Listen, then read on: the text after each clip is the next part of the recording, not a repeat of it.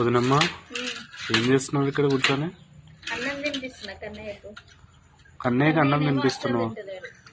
అచ్చో egg పెట్టకపోయినావు వదినే? Egg వేడిగా ఉంది.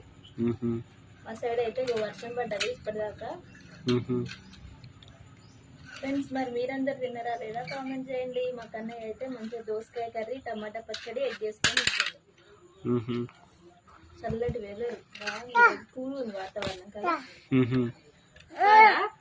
కారంట చుట్టి డాడీ. అబ్బా ఫ్రెండ్స్ కన్నయ్య అయితే అసలు అన్నమే తినట్లేదు.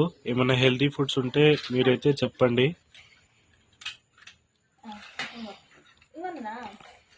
బాగా సతాయిస్తున్నాడు కదా. అవును